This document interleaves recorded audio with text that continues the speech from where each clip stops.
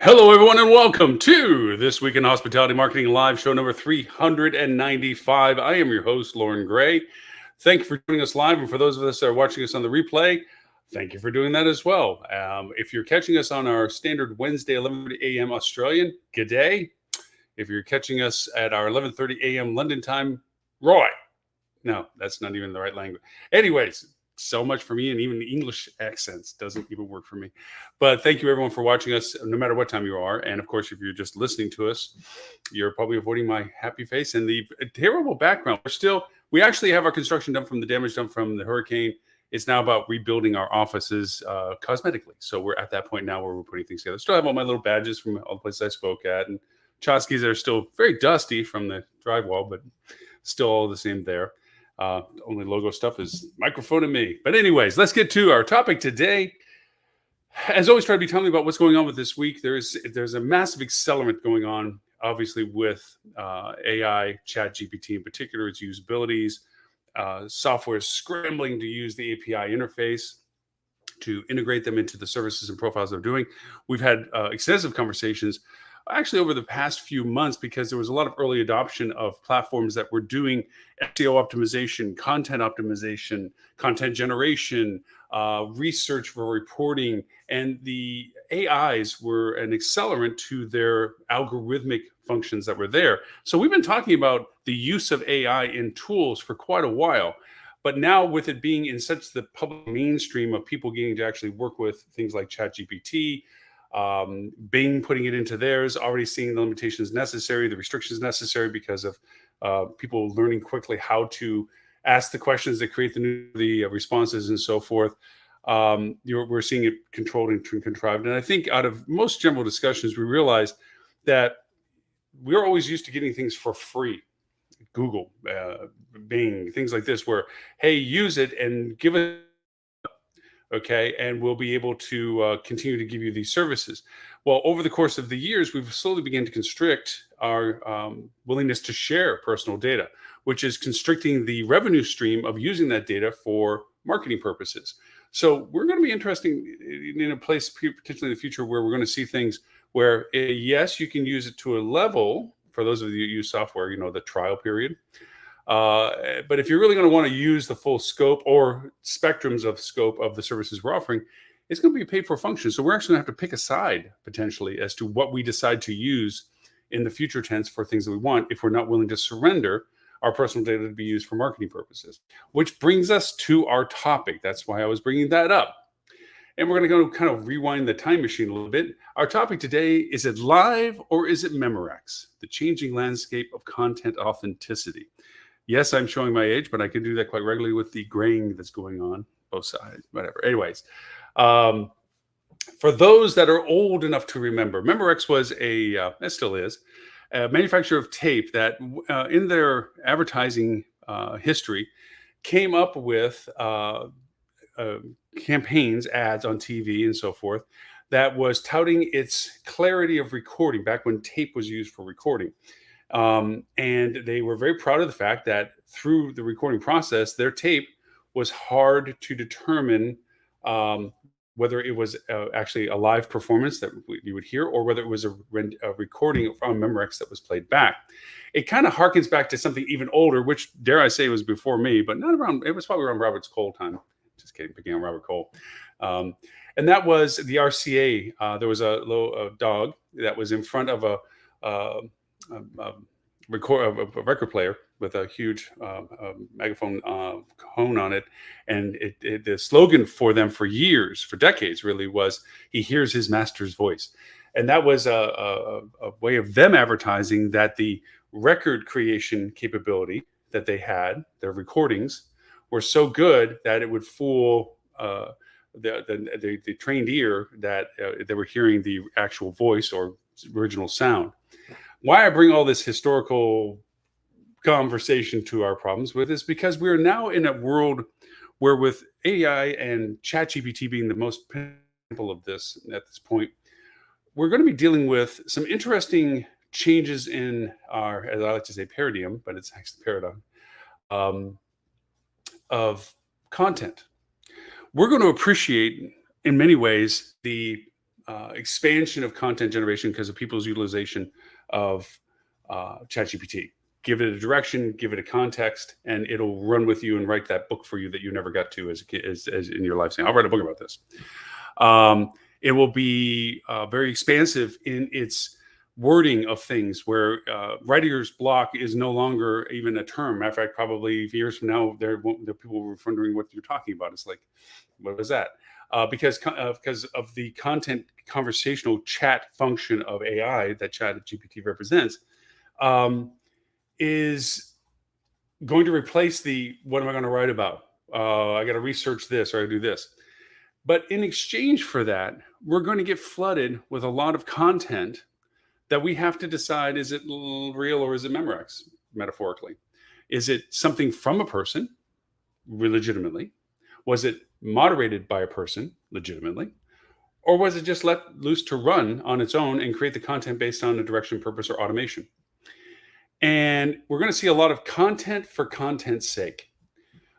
We know historically, we've always been trying to struggle with optimizing our content on the internet so that it shows at the top of the results the SERP page represents for the context of what was being searched for. And we know that Google has always been close to the chest about what they've done to figure that out, to make it the most applicable results possible. And we, as a marketing group, as programmers, as SEO specialists, whatever context of title you want, have always tried to guess, second guess, and third guess. You hear, people that have been in the business for a while, the good old days where you could just write a word repetitively in your content and that would modify your ranking for that word because of the frequency of the use of the word. Well, that was quickly dismissed. And even before that was the subversive way of writing a lot of text in the same color background that you had of your website, so that even though the user didn't see the constant repetitiveness of the word and wonder why you kept using it over and over, it was very prominent in the text of the website itself, also spoofing the search engines. And, that's often referred to as the good old days. Well, okay. Since then, a lot of things have changed as to how Google creates authenticity, and AI has been a strong part of that. Google has been using their AI functionality in search engine results for now a couple of years, and they don't really disclose how much is being used for what. They hint at times percentages and so forth, but it has been an integral part of improving the results of their search pages. I know 2 shows ago we talked about that Google blinked, and that was the surgence of interest in ChatGPT, and Google didn't have it, yet Bing seemed to be getting it. And then Google false stepped on their launching of what they talked about, the Lambda program. And it first right out of the gate, nobody did a accuracy check on it. And it inappropriately said that the Webb telescope found the first exoplanet. And that's not true. And so that was a stumble point. Which goes to a conversation we've had many times about the politics of discussions. You only have to create a seed of doubt for the entire context to be put into doubt. And that's literally what happened. Google is now not trying to keep pace. They're going to try to outleap what's being done with ChatGPT. So they're not just going to say, hey, we got that too, but rather, hold my beer. Let me come out when I'm ready to really just dominate what the actual usability that Bing is testing it comes out to be. And we can equate to that in our own industry. Hilton has historically always been, this goes back several years, notoriously good about advancing technologies. But then because they were first to market and they didn't necessarily have the whole thing in concept working correctly, they were launching it to be first, not launching it to be successful always, that they would stumble over themselves. And Marriott was always the slow and plodding turtle to their tortoise and hare story. And they would see what Hilton tried to do. Maybe they were even working on something similar. Saw the fall of the flaws that created it to fall apart, and then corrected for those and realigned them. And if there was still merit and value to the program, launched their version of what Hilton tried to launch earlier on that didn't quite succeed. I say that from knowing people many years ago that were summarily dumped out of a project simply because the project was shut off. So for that reason, we have the examples of false steps and early adoption. And gosh knows, as an early adopter, bleeding edge person, I am constantly, there is bones of several apps and programs that I've attempted and tried and used and failed. The old adage goes, you learn from your failures, but then I am a freaking physicist because that is a constant program of discovery, trial, and error. But with that, we as a society are trying to now cope with this infusion into our culture. This, I can make content of anything. I can make an image of anything. And the only limitation of things like images, like Da Vinci and so forth, and a host of others that are just mushrooming out right now, is that there's still a hint of that doesn't look real.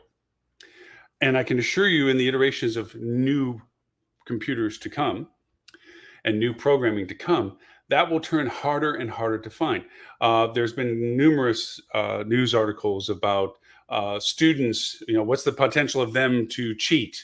Obviously, ChatGPT shown its success, similar to computers earlier on about chess, where it finally beat a chess master. Computers are smarter. Yes, from a strategic point of view of chess, computers can learn all there is to learn about the moves and mobilities of a chessboard, and they can beat humans, even in their unpredictability, because there's a pattern of success to it.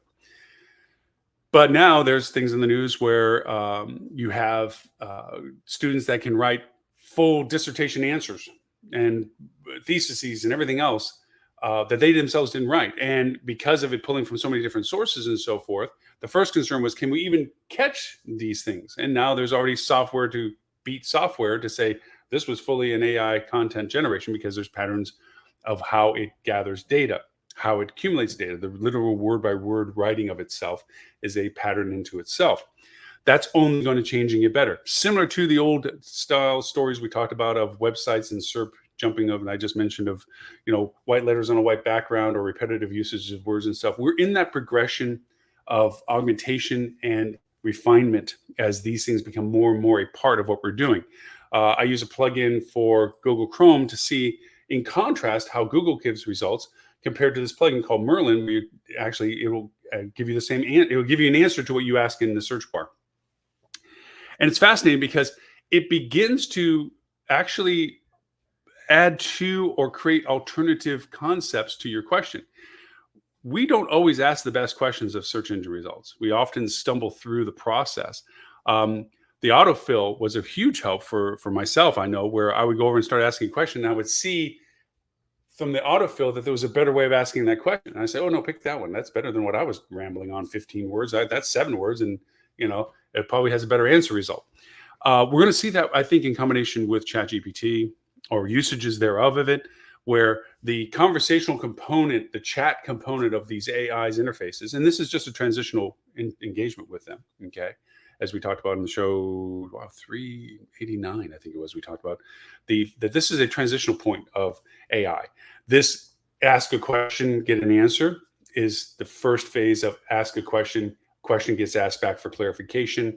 Clarification is given. Ultimate results may be given back. An engagement of the AI, the typical HAL computer out of 2001: Space Odyssey, or the computer out of Star Trek, where it's an active conversation. You're asking a question, and clarification sometimes happens, and or an answer is given. So we're in this transitional point for it, but it's still a shiny new object, still being implemented into so many things. And like I said, from a content, the libraries of Memorex, we are now faced with the dilemma that we're going to be seeing a tremendous amount of content. Valuable content doesn't mean what's being written is not valuable, but the merit of the content is going to have a whole new tier of perspective that we've never had to face before. Never before this time have we said who wrote that and meant that it wasn't a person. It's always been a person. It might have been, plagiarized, where this was written from this person, aggregated Frankenstein-wise to this person, augmented by this person, and was Frankenstein together. But it was always about a person having written it. But as so many people have explored with ChatGPT and so forth, it can write poems and sonnets and storylines and movie scripts and TV show scripts and song titles, song lyrics. It can do all of those things, sometimes in a very humorous way. But we have to understand that we now have to look at the content beyond just it being what it says to the source of where it came from, which then raises into question the truth and authenticity. As again, persistent as I am about this statement, truth and authenticity is not a component of current data supplied to these AI functions. Data is the source of it. And we've already seen from examples of people playing with the way they ask questions and structure questions and so forth, that there is built-in bias to the data that is presented to these programs. inherently, because the creators of the data that's being given to these have bias, gender bias, geographic bias, ethnic bias, uh, preference bias, educational bias. All of these things influence as to what words are used, the context of the words that are being used, the context of the data that's being referred to, the value of the highlights of the data that's being provided, all of that. And then, regardless of the inspirational data that's being given to the AI programs, is the historical data that it's pulling from, the books, the magazines, the literature, the articles, everything else are written by humans who are innately biased. So it will have a twist to it. It is not going to be the fully factual truth and authenticity base of it. It can say this is the truth from the source that I got from, and it is an accurate statement, but the data itself isn't necessarily a truthful source of data. It reflects a perspective, which brings us to other aspects of the content that we have to begin to look at. And the content being generation for content's sake, which we're going to see a tsunami of we're already seeing it. It's only going to get larger. Other things about content that we have to look at is content from a point of opinion. AI is not about opinion. AI is about answering to the query that has been presented. It is a statement from perspective. It is not an opinion. Humans retain opinion. But with that being said, AI can emulate opinion in its response to the query. So we're going to have to decide when we look at content in whatever form it has, because right now it's just textual content. Very quickly, it'll be audio content. Very much after that, it'll be visual content. It is a natural progression, just like we went through text ads, image ads, video ads, okay, or websites, text ads, images and text, video and text, because of the bandwidth usage necessary for it. Same too with AI. From a computer horsepower perspective, the only limiting factor of not using images more than they can help with, not using video more than they can help with, is the limitations of the bandwidth of the actual hardware to generate the responses that's being solicited. We're going to see that change as quickly as we saw it change, if not quicker than we saw it change in the history of our website, internet action, and activities, because we have a large base of bandwidth to build this on. And you start getting into quantum computing, and now you're dealing with a whole nother level of capabilities that will actually make it easier and faster for this. So with all of that in mind, opinion will begin to blur. Is it the opinion as solicited by the result of the query? Or is it actually a personal opinion from a person that has individual perspective? Which brings us to our next point of content from a perspective. AI's perspective does not echo the sources of its data. It echoes the source of the answer to the query. You can have multiple sources of data, and it'll reflect only the value of the response best given. So if it quotes Shakespeare, it could emulate Shakespeare if you ask it to. But if it takes from Shakespeare and takes from Emerson, you'll see the context because it'll have that nuance to it. But it doesn't have the perspective of the individual scholar, writer. It has the content necessary to satisfy the query that it's been presented with. So the uniqueness of perspective, the content from a perspective, will become a cherished aspect. We'll actually begin to magnate towards individual content, errored as it is, fraught with ramblings like mine, bad punctuation like mine, spherical nonlinear discussion like mine. We're going to think that it has a different value merit than the linear, progressive, organized, structurally correct AI content. That variation will become a distinction that will become more important in time. The other content perspectives to consider is content from an authoritative perspective. This one is very blurry because, in all honesty, this is where AI programs, chat programs, can excel because they draw upon so many resources that their validation of the opinion, the content that they're creating is solid. As it's already been pointed out in the early adoptions of it, ChatGPT was able to pass law bar exams and so forth because from a function and structural point of view, it has the full resource of all the legal entities that it can be tapped to, and it can answer the questions because it has literally open book answers. It knows all of the data that would be necessary to create, to make the correct answer to the question. The questions that it didn't do well on, it didn't score 100%, are the ones that are subjective, interpretive. That the law doesn't have a clear black or white variation to it. There are nuances in between, and therefore there is lack of confidence perspectives, mathematically speaking, so that it can choose wrong, even though it thought it was right. It doesn't try to be a wrong answer. It only tries to give the best answer. That authoritative perspective, they will continue to improve upon. And it's going to prove to be a bit of a problem. If I was on stage, adamant about an opinion that I had and perspective that I felt was solid from my usage, the usual challenges would be, well, how much of it have you done? How large of a scope of doing what you say your opinion have you done? And how valid has that opinion come from all of those experiences? That creates an authoritative perspective. If I'm talking about running a 1,000-room hotel, I better have run a 1,000-room hotel.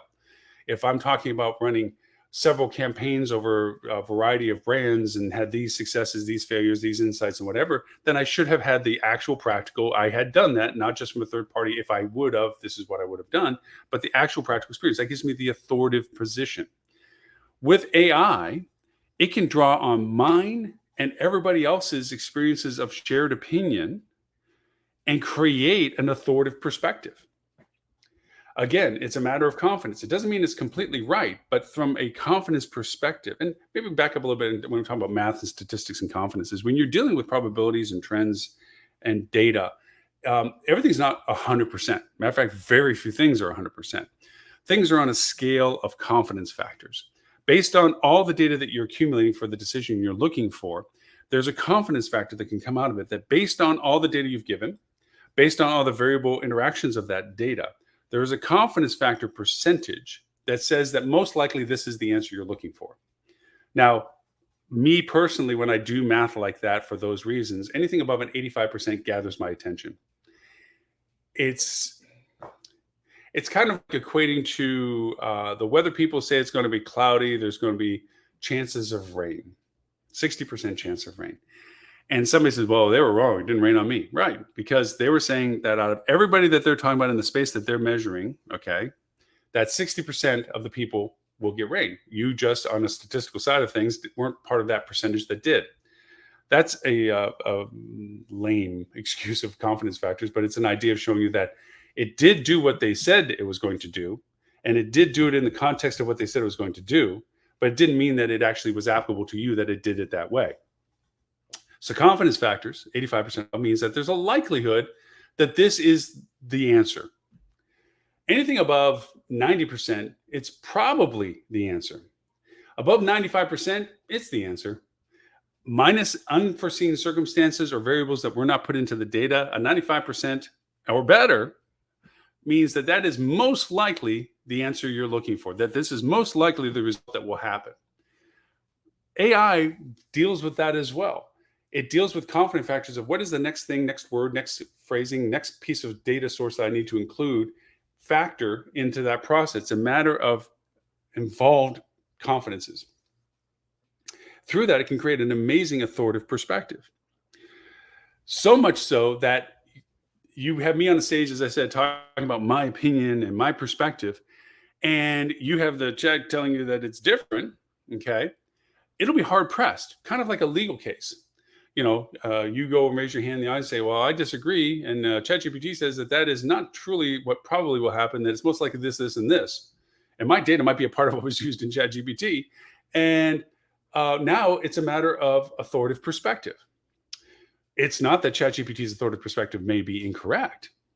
It may be that the unique nuance of my personal perspective and opinion is based on everything that also was variables that were not accounted for that led to my perspective. The team that I had, the building and the location, the unique factors of the geographies, whatever, that weren't accounted for in my general authoritative perspective. So for that reason, we might begin to lean too heavily on AI content from the fact that it aggregates so much data that the statistical accuracy of it might be better than a single source accuracy. And I worry about that because, again, it's not based on truth and authenticity. It's based on data, relation data, and confidences. So with that, personal opinion and personal authoritative perspectives are a matter of preference and choice. It kind of goes back to how do you pick your friends? It's not by a factor of functions, it's a feeling and interaction. It's the intangibles, the word that we're probably going to use more and more as time goes on. It's the unaccounted for variables that are not put into the cumulative data that's used to have an AI result. That humanistic quality, that gut feeling aspects of things. Now, for me to sit here and say that you're going to make professional business decision based on gut feelings, I would say with a huge grain of salt, maybe a pound or bag or two of it, that it's based into the suspicious creation of it. That let me dig a little farther into why I don't feel good about this answer, why I don't want to think that this is the solution. What is it that's holding me back or making me feel funny about this? That's the humanistic aspect that we have to maintain. The why component to the content. That authoritative content will be presented to us in deluge of things to come. And well-written content that we have to take the time to really dissect it to realize that it's based on a premise that doesn't exist. Because you may think that ChatGPT or other AIs are accumulating this huge funnel of data, but it's the function of AI that is the dangerous part, because I can take an AI function and say, only my data do I want used in this tool. And you would walk into it saying, oh, that's AI, yeah. And you would assume, make the assumptions that it's like every other AI that pulls in the universe of data. And it's not. It's Loren's data that's being used. And you might take an opinion from the AI that you would have taken from me. And I say this from an old commercial for FedEx, and I still use this as an example to this day. It was funny as heck. It was during Super Bowl. I mean, it goes back a few years. So the commercial is that everybody's rallied into the meeting room and pre-crowded, and the boss is like, all right, guys, we got to save money. I need some ideas. And the mailroom boy, lowest on the political totem pole in the room, goes, hey, we could use FedEx and save, blah, blah, blah percentage. Then the chief marketing officer is sitting at the table, good looking guy, perfectly dressed, goes and says, wait a minute, everybody. And everybody stops. He says, I have an idea. And he's using his hand gestures, we could use FedEx and save such and such percentage. Everyone's like, oh, that's a great idea. That's wonderful. That's brilliant. You're brilliant. And the mailroom guy looks at the marketing guy saying, I just said that. And the marketing guy says, yeah, but you didn't do this. And he shows his little hand gestures. And it's true. Sometimes you'll listen to the opinion of a third party and you'll ignore the advice of the people that you keep close to you. I see it constantly as a objective, unbiased auditing platform. I walk in, I'm here to help and clarify. I've been asked to go over and do an audit. What's your current place in market? What's your current services being offered by your agency in relationship to others? What's your competitive set? Whatever it may be. And I can, one of the things that's an asset is that you're sitting in the room in the presentation, and this agency, their agency, it's not that they're not being trusted. It's not that they're not going to be there. It's not that they're comparing whether you should do it instead of them. You're not there for that purpose.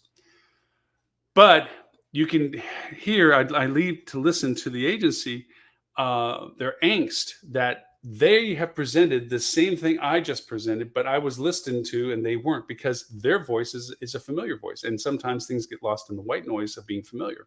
And sometimes it just took an outside third party. So some of the best political engagements and those conversations is to listen to what the agency's perspective is, the angst of the agency, the challenges they have, the things that are stuck in the mud, the things that haven't been moved forward, the things that are languishing in decision-making, and looking at them, and then taking that information and putting it over your discoveries as the person that's doing the auditing, and say, they're right. This is things that need to get done. These things should be corrected their way, so forth. And make it so that as you're telling the C-level or the people that brought you in to do the auditing, that these are things to consider, make the credit value due to the agency. I think this has been pointed out to you by your agency, that this was a function. I completely and wholeheartedly endorse that this is a number one priority forced ranking issue that you need to solve, kind of thing. And you not only get a friend, but you get an ally in the sense that then all the things that they didn't think about that you came into, they're willing to take on, saying, hey, if he's right about us and so forth. And they are then open to not just the criticism, but just it's not criticism, it's the evaluation, that it's easier to take a bitter pill with a sugar pill before it. That, we're willing to, rather than be defensive, arms crossed, and say, okay, auditor, that's a whole big pain in our butt. We got to do this, this, this, give them access to stuff. You got to be told what we're doing wrong. Instead, now they're embracing it like these guys are good. They're really truly doing what they say they're going to do. They're endorsing what we know we need to get done. Now, bad agencies don't like us because we really are pointing out the stuff, and then they try to cover it up. And that's the worst thing to do when you're going through an audit process, because I'm going to tell you it's the worst thing to do, because I'm there to be honest. I'm not there to displace them or anything else. I'm there to fulfill the request of a perspective about evaluating everything that's going on the inside. So, with that, going back to AI discussion, the idea of contrast, of taking the authoritative perspective, the opinion perspectives, and recognizing the variations of its source, personal or generated, okay, and how influenced was the generated source, to what was the medium. I think we're going to have ourselves asking a lot of questions. What data sources were used in that evaluation perspective? What data was functioned in those responses? I think those will come up in questions. Obviously, the chat GPTs and so forth of the world are considered omni, that they're tapping and touching everything that's possible. Google, imagine doing the same thing. But you're going to find a lot of variation versions that are more centric to a particular business model or function that are going to have limited data pull. They might tap into the GPT aspect and so forth from a functional point of view, but the data that they're adding to the results that are given could be skewed more to what they're providing than what's being used by the external sources of ChatGPT. Keep that in mind. These are all things that are happening right now. These are things that we didn't have these discussions 8 months ago. 8 months ago. They started happening about 6 months ago in some context with people that were playing with beta, with chat, and messing around with, how cute and cutesy is that, and how fun is that to create, and so forth and so on. But now it's turned into such an accelerated snowball down the hill. It's a freaking mountain rolling down. The other things to talk about for content is personal opinion versus professional. I think you're going to begin to appreciate, once again, the value of people's personal opinion. And I mean this from the perspective that right now we're in a polarized society. If you disagree with me about anything, then you disagree with me about everything. It's terrible to say, but it's true. The same people you go to the grocery store buying the same groceries from, you would despise being in a discussion with, because they seem to be on the other side of a spectrum. And because they disagree with you on one thing, you say that they're completely wrong on everything. And it's not true. You're just disagreeing on one thing or connected things. So the idea of a personal opinion, this might help us. It might make us appreciate the fact that we're so flooded with the content that's being generated with this new tool, this new functionality, this new perspective addition, that having human engagement and sharing personal opinion rather than shying away from it, like, I don't really want to talk about things that they can disagree with, because then it will close the door on everything. That's usually the result. Once you find out you disagree on something, then there's no willingness to discuss anything. Maybe this will open that door again. Maybe this will be an option for us to say, you know what? I know we disagree on these things, but you're still a living, breathing human, and I'd much rather talk to you than read a novel written by an AI because I asked a question. The other will be kind of leading into the same concept of that is preference of source. You're going to begin to get faced with the fact that there's going to be books that are written by AI. There already are books that are being written by AI. They're already on the bestseller list. And you're going to enjoy them for what they are, and you're going to really read them for the novelty of the fact that it was written by someone that wasn't really human. But that novelty is going to wear off as the familiarity begins to spread. And you're going to start seeking out real context, real opinion, biased opinion, pure, unadulterated. I want to hear what you have to say, whether I agree with it or not, because it's your individual human opinion. It's going to have a whole new value proposition, that preference of source. If I need functional data and so forth, absolutely. I want to get the best comprehensive, conclusive, aggregate data possible. That world doesn't change. But if I'm looking for the how abouts and what's if we were to dream, what would you think would be this? What would you think would be that? And not because I asked an AI bot to tell me what is the best solution, but to talk to somebody and hear from their unique perspective what they think their solution is. I think that that's going to be an interesting twist. Another thing I want to throw into the mix of all this conversation is we've had an oversaturation in years past, especially due to the COVID lockdown, of webinars, seminars, remote gatherings, and we were dulled to it. We were just like, oh my gosh, talking heads, talking faces. A lot of platforms, I use them, try to emulate the virtual conference, the engagement capability, the hallway chat stuff, the vendor chat stuff, and it had modicum levels of success. And I still think it's valuable. I think the hybrid conferences are still very much a thing that should be relished. I think it's going to go into the VR world a little bit more as that technology becomes more mainstream for people and less of a novelty. But I think that's all great. But now, as we go through this tsunami of generated content, I think that we are going to get to a place that we're going to enjoy human interaction more. We're going to look forward to going to the conferences because we get to actually stand in front of another human and have a dialogue about something and know that it's coming from that human and not from a generated source. I think we're going to enjoy watching somebody on stage talk about what they think, to include it into how, whether we think that way or disagree with that way, but at least give us a contrast as to how we think versus someone else. I think we're going to enjoy that. Even though we could go ask the same question or take the same content and go to AI and decide that we'll accept that answer.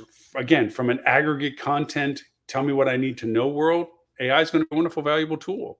From a, hey, let's sit and talk and hash back and forth concepts, opinions, preferences, authoritative perspectives, and what have you, the human touch will be a high value. And I think in a strange way, this is going to improve the desire to go to conferences. I know we already had the desire to go to conferences post-COVID lockdown, like, wow, living, breathing people in the same room, that's ebbing just as much as our travel cycle of revenge travel has ebbed. And we're more into the realities of what is the functional travel, the costs of travel, the frustrations of travel, all that reality sinks back in rather than just, I'll do whatever it takes to get out of my house mentality.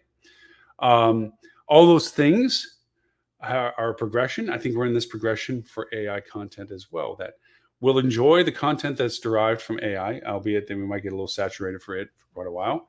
We'll see the transition of its interactivity with us from a text only to a voice potential, the next thing, and then visualization thereafter. The creation component of it, the convenience of it, the shortcuttings of it, the bandwidth improvement of it, the strange replacement of people's jobs from it, the functionalities of what people are doing. I was just talking to a friend of ours that has developed an amazing tool that will help with dialoguing about review responses. As small as it sounds, is a time vacuum for a lot of people. And they want it to be original and creative and unique to each of their responses. They don't want it to be a cookie cut, paste, that somebody can look and say, that's exactly the same thing you said 10 times over before, good or bad. But the uniqueness of individual responses, curated by a human, great time saver. That's going to be, I think, a wicked tool that gets into the market.